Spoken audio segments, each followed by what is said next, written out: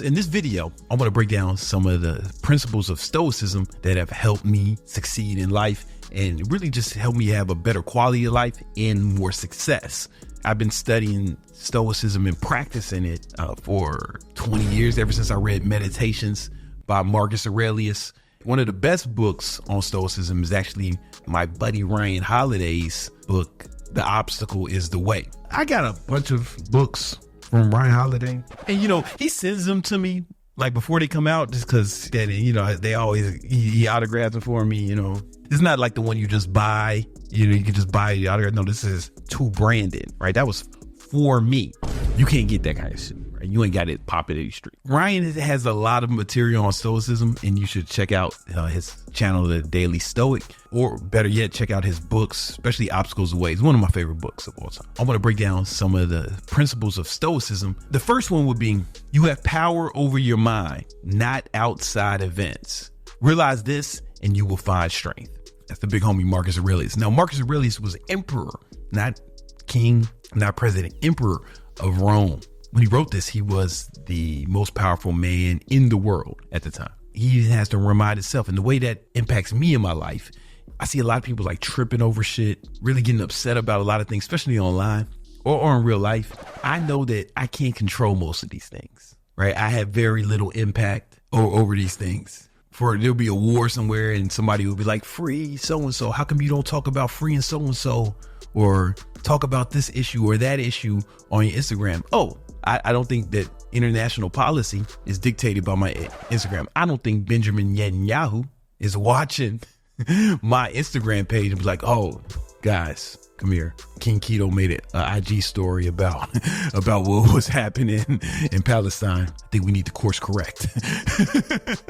You know what I'm saying? I don't think I have any control over it. So it's not to say I don't have empathy for people in situations or empathy for certain issues, but my criteria for what I give a lot of thought to is, does it affect me or my family? Does it affect my income? Now, the answer could be no to those things, but I still care. Then I'll ask another question. Can I do something to change it? Can I have a real effect on it? If the answer is no, I'm probably not going to put a lot of thought into it, because shit happens all the time all over the world, right? The stuff happening in the Middle East, my whole life, you know what I'm saying? There's always something. And I can't care about everything that's happening everywhere, because if I care about what's happening in the Middle East, then I also got to care about what's happening in Africa. If I care about what's happening in Africa, then I also got to care about what's happening in Venezuela. If I care about what's happening in Venezuela, then I also got to care about what's happening at the border, right? If I care about what's happening at the border, I also got to care about, all types of shit. And I don't think I can change those things. Now, I'm only one man. I can't change the whole world, but I can change my world. I can change the world of the people around me. I can change the world of the people in my family. The only way I can do that is focusing on it. You can only focus on one thing at a time. So if I'm out here focusing on all these other issues that don't affect me and I can't change them, it kind of seems like I might be wasting time and energy. Am I really helping anyone? In fact, you can make the argument that focusing on things that don't affect me and that I can't control, I might actually be hurting the people who do depend on me. What's really the point? What you do get out of it is you get to pretend you're doing something, right? Like back in the day when there was a fucking problem, people would be out protesting. Martin Luther King was out here protesting, getting his ass beat every weekend. Or I see people out here, stuff they really care about, they're calling, writing their congressmen, writing their senators. Or I see people care about some shit, they enlist and go fight in the war. But y'all don't want to do that, because that would take work. That would take risk. You repost some shit someone says, and now you feel better about yourself, and it gives you the feeling that you've accomplished something, but you've accomplished nothing, right? Unless you was actually really doing something to affect it, right? But arguing about it, getting mad about it, if you ain't gonna get your fucking hands dirty and do something, give some money or get in the fight, yo, man, all that tripping over it is kind of like bullshit. You know what I'm saying? It's kind of bullshit. And more importantly, it's wasted effort, because now you're not helping the cause and you're not helping your cause. You're not changing the world and you're not changing your world, because your focus is diverted on things that don't affect you. So focus on what you can control.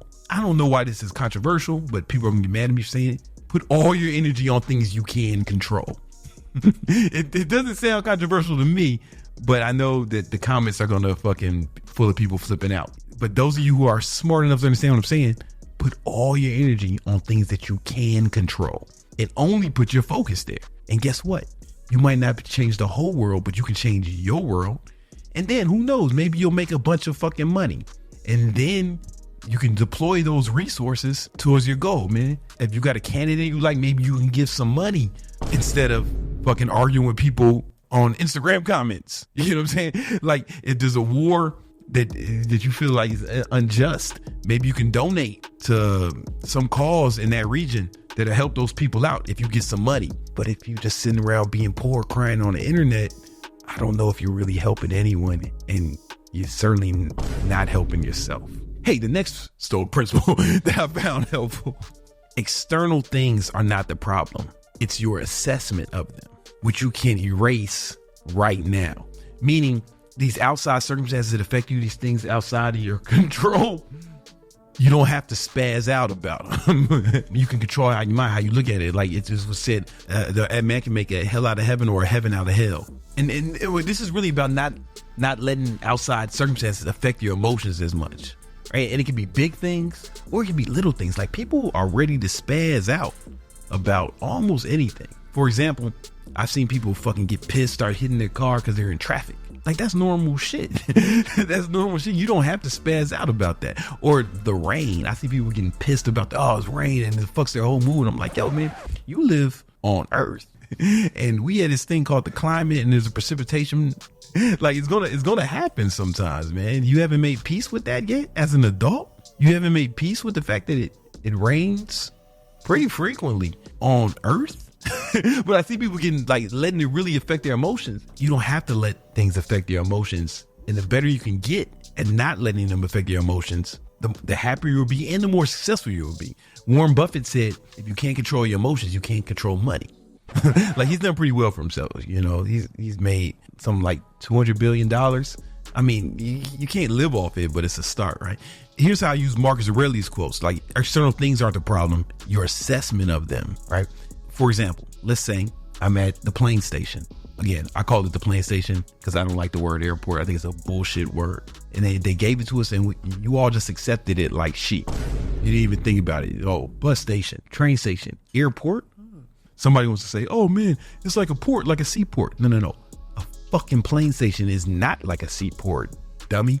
You know what I'm saying? There's a lot of differences between it. One's in the air, one's on water, and the fucking plane station really acts more like the bus station or the train station. There's no fucking terminals at your seaport, asshole. There are terminals at the bus station. There are terminals at the train station. There's terminals at the plane station. And those fucking terminals at your seaport, dummy. So sometimes I'm at the plane station. And you know, my flights will get delayed. And I seen people fucking spaz out, start yelling at people. If you ever want to see people lose their fucking shit, go to the plane station. People can't fucking handle it. But the way I reframe it so it doesn't affect me, I change my assessment of it the way Mark Aurelius said. So I look at it like opportunity for me to practice controlling my emotions. Because how do you get good at something without practice?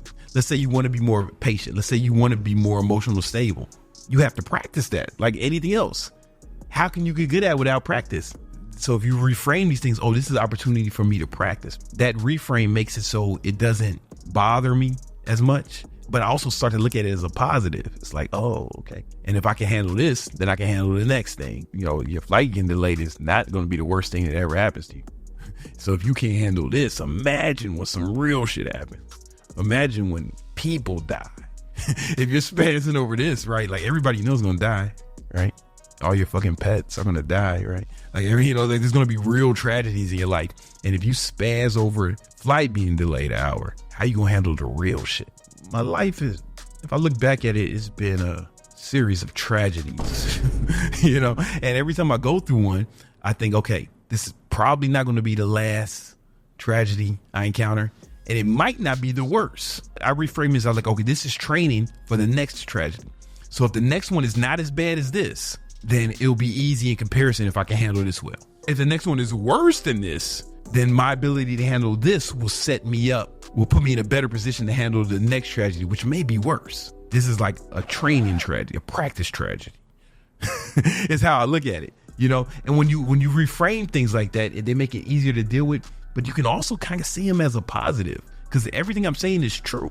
So instead of saying like why this happened to me, like, hey man, maybe the why it happened to you is to get you ready for the next shit that's gonna happen to you, right? Because your friends and family, I'm gonna be honest with you, you're not immortal.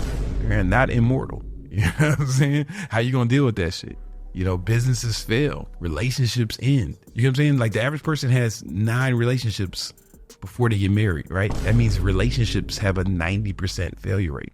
And then of those people who get married, 50% of them get divorced. So like almost all of them fail, right? And 100% of the people you know are going to die. 80% of businesses fail. Like there's going to be a lot of tragedy in your life. If you think about it like train, okay, this is going to make me better for it.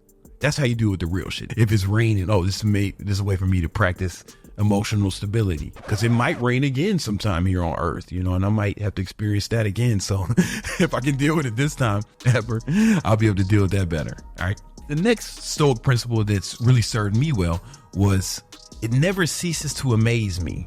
We all love ourselves more than other people, but we care about their opinions more than we care about our own. Right? How many things have you not done because you were scared of what somebody would think, or because you were embarrassed? Like all embarrassment is fear of what other people would think. You know, you're never embarrassed alone by yourself. You're only embarrassed because you need other people's opinions for you to be embarrassed. Right? But think about that. Were you proud of yourself for not doing it under those circumstances? Seriously, were you proud of yourself? And that's what Marcus meant. It's like he said, we care about others' opinions more than we care about our own opinions. So you fucking around, you're not even proud. You know you're not going to be proud of you for yourself for bitching out, pussyfooting around this shit, right? But you do it anyway because you care about what other people think. You have to relinquish your attachment to external validation from other people. If you open up your Bibles to John 5:41-38, the big homie, Jesus said, your approval or disapproval means nothing to me, which is like the hardest line in the whole book, if you ask me. You get what I'm saying? Like Jesus wasn't out here trying to impress you, man. He was doing his thing. He was worried about what he had on. And it's probably because he was so lit. He out here healing leopards, walking on water, turning water to wine at the function. You know what I'm saying? Like he know he's so lit. He ain't tripping off what anyone thinks, good or bad. And I think that's a big part of it. Like if we're to walk in his image, we got to not trip about people's disapproval of us, but we also can't be attached to their praise either. You get what I'm saying? Like it's good to have praise, but if you start to rely on that, that's just as bad as held in bondage by their disapproval. You got to do what you think is right, what you believe is right. And you got to focus on making yourself proud and building yourself up. And when you start to behave like that, you stop caring so much of what other people think. It's like when you guys leave hate comments here or you talk shit about me. Like if I see it, it doesn't really bother me too much, right? Because I'm that nigga. You know what I'm saying? Like I'm like super rich. I'm in better shape than almost everybody, especially almost everybody my age, right? We talk about other 42-year-olds. Like I'm whooping they. Like I really like myself. Now, if you don't like me, that's cool, right? But I like myself. Right, I'm out here getting money, balling, shot calling, flexing on the haters, stunning on the hoes. You know, my girl got fat ass and big titties, both. Y'all out here like, man, ass or tits. I'm like, man, I don't live a life of scarcity. I went and got both, man. Don't place your arbitrary limitations on me, brother. That's your limited mind. All right, I went and got both in one chick. I'll let you guys pick between ass and titties. That's not the world I want to live in, because I don't have to, not anymore. But I fucks with me. I like me. A big part of the reason why some of you guys are so attached to external validation is because you don't fuck with yourself, but you don't have a good reason to fuck with yourself. Let me tell you why. Because to be that confident, you have to give yourself a reason to be confident. You should only look for your validation, but you got to give yourself a reason to be confident. So when you're out here breaking promises to yourself, when you're doing shit you're not supposed to do, when you play video games all day instead of working on your goals, do you really feel good about yourself? Of course you don't feel good about yourself. You don't fucking trust yourself. You don't like yourself when you do that shit. That doesn't build your confidence, right? When you sleeping in or staying up late or getting fucking drunk and high all day, right? You don't feel good about yourself, and you shouldn't. Like, you know that shit is fucking whack.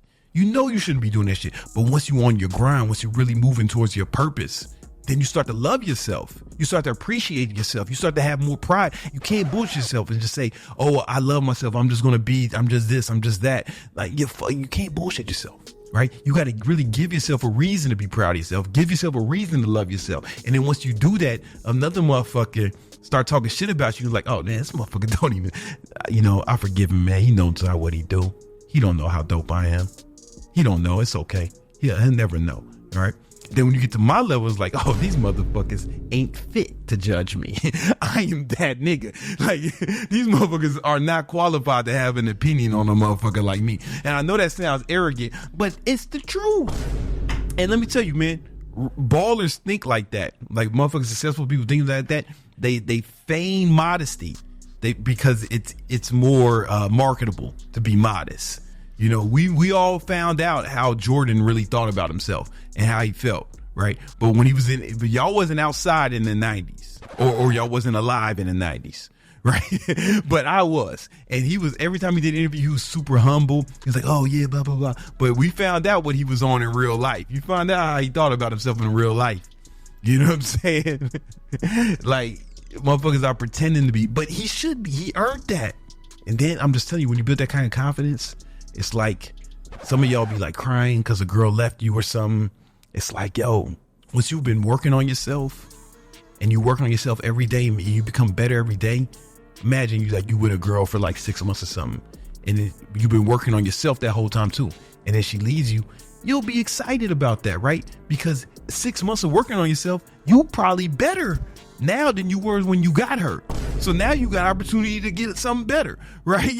To get a better chick because you've improved. You should be in better shape. You should have more money. You should have more discipline, more focus, right? You should be able to get a better chick when she left, right? If you get fired from a job, but you've been working on your skill this whole time, you've been working on everything, or you have to leave a job or you get laid off, or whatever, it's like, shit, I'm better than I am now than when I got this job. So I should be able to get a better job. I got more experience. I got more talent. Like, working on yourself gives you that kind of resilience. So you ain't even tripping off shit when it happens because you know you that nigga. But you got to earn that. You can't make that shit up, man. You can't be make believe, homie. You know what I'm saying? You can't just tell yourself that, oh, I love myself. Yo, man, you know that's bullshit. You don't love yourself. You got to give yourself a reason to love yourself. You love your parents for a reason. You get what I'm saying? Like, cause they was there for you. They did so much for you for such a long time. If your mama would have dropped you in the dumpster, you wouldn't love her. You know what I'm saying? Like, motherfuckers whose dad left them. Like, you know what I'm saying? I met girls in New York whose dad lived in the same borough. She ain't met him ever. She ain't never seen that motherfucker in like 10 years, right? She ain't love him. She had a reason to, right? You don't love your parents just cause. You love them because they was there for you. You'll only love yourself if you there for yourself. Only kids and pets get love unconditionally. And those are the top 3 Stoic principles that have really impacted my life. I highly suggest you check out the homie Ryan Holiday's work if you want to know more about it, or read Meditations by Marcus Aurelius. I've probably read that shit hundreds of times. If you want a more current version of that, it's The Obstacle is the Way by Ryan Holiday. But remember, you got to keep improving yourself. Hey, I know a way you can improve yourself right now. I got a free ebook called The 10 Commandments of Online Training. If you want to level up in your life and you love fitness and you want to learn how to build your online fitness business, I got a free book to show you how to do it. Even if you're not certified, even if you don't have a big following, even if you don't have a lot of experience, this book will march you down that path and really see if it's like this is right for you. Because you might read this shit and be like, fuck, I don't want to do work to be an online trader. And that's cool. It's good for you to make that decision. You can cross this out. But you might feel like, oh, this is perfect for me. But you won't know until you get some more information. So that book is free. Check it out in the link below. All right.